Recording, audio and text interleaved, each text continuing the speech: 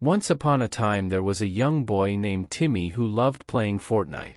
His favorite skin was the Black Knight. One day while Timmy was playing, a strange portal opened up on his TV screen and the Black Knight jumped out.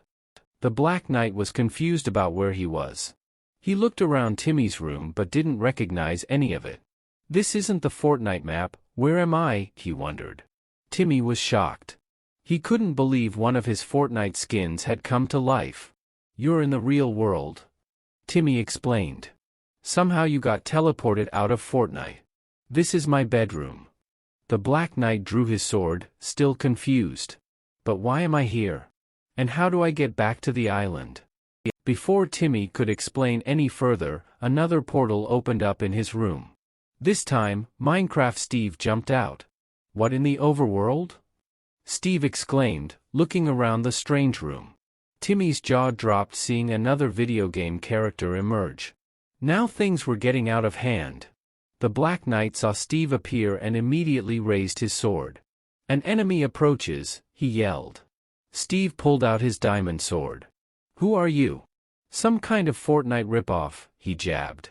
The two characters glared at each other, weapons drawn. It was about to go down.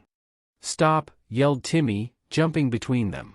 "You're both video game characters. There's no need to fight." The Black Knight lowered his sword slightly. "You know of Fortnite?" he asked Timmy.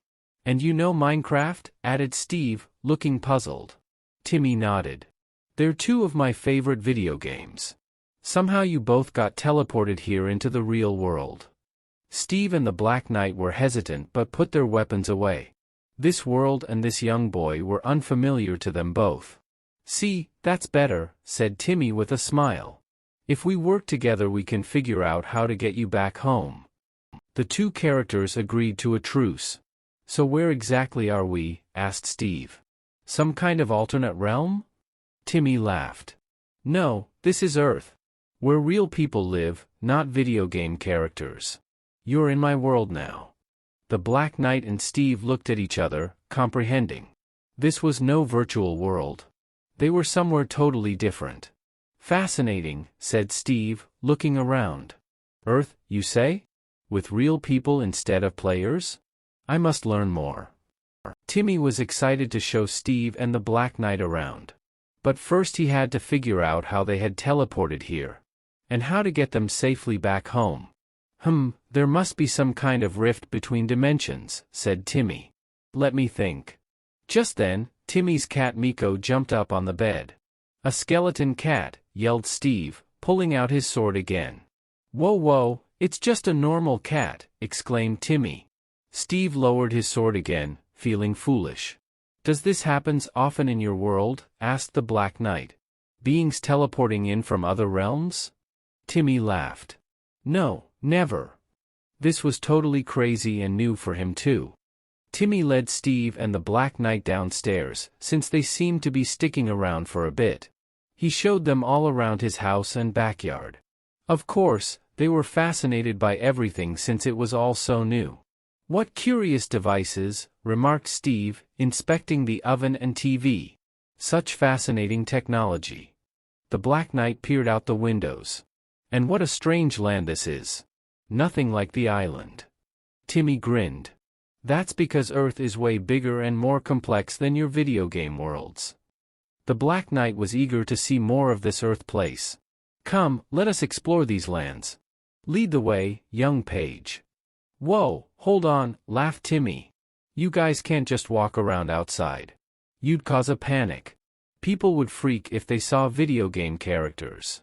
Steve's eyes went wide. "Your people have not seen block people or construct warriors before?"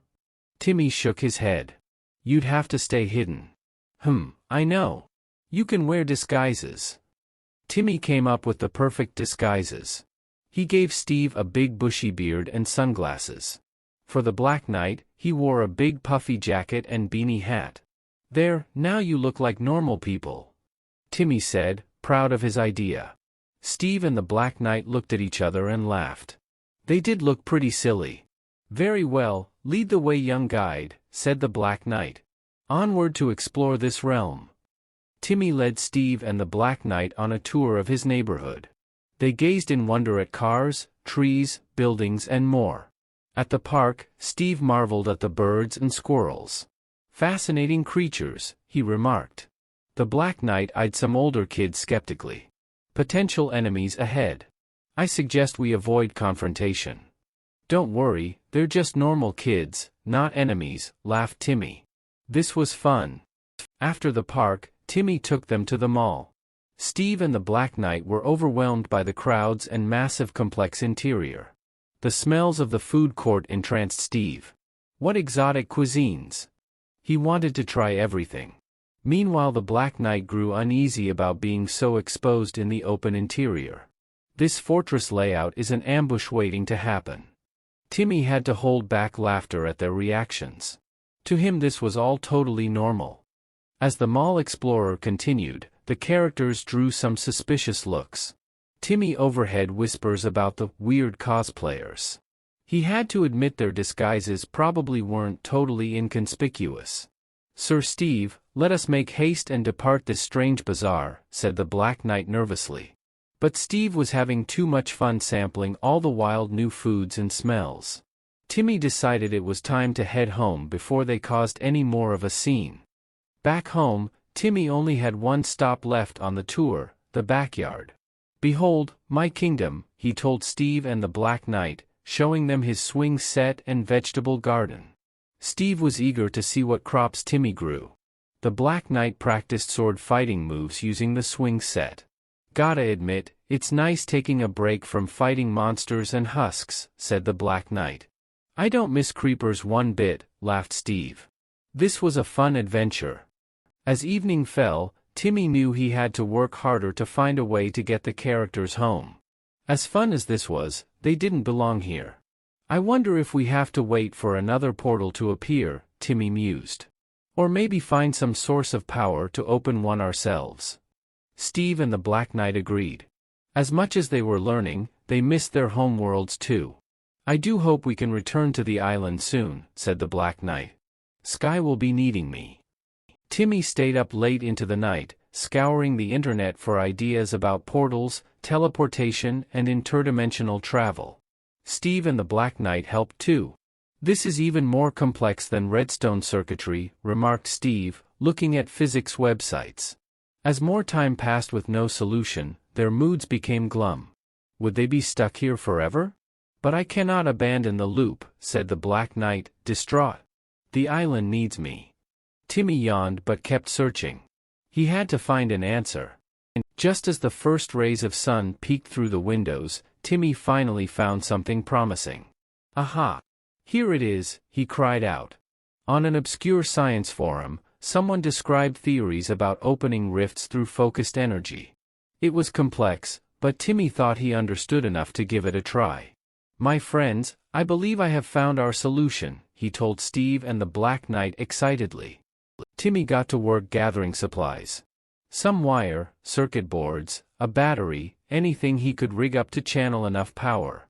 Steve eagerly assisted, remembering his knowledge of redstone and electronics.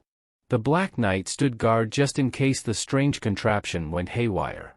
After days of tinkering and experimenting, Timmy finally had a breakthrough. A loud zap and a sputter. Then, a tiny flickering pixel appeared. "It's working," exclaimed Timmy. "Just a little more power." This was it, the moment of truth. Timmy took a deep breath and flipped the switch. The machine began humming and glowing. Sparks flew as a portal started to crackle open. It was just big enough for one person to leap through. "Quickly, into the rift," yelled Timmy over the noise. "Before it closes." Steve jumped through first, raising his pickaxe in farewell. Then the Black Knight dove in after. The portal shrank and disappeared with a zap. Timmy hoped with all his might they'd made it home safely. What an adventure!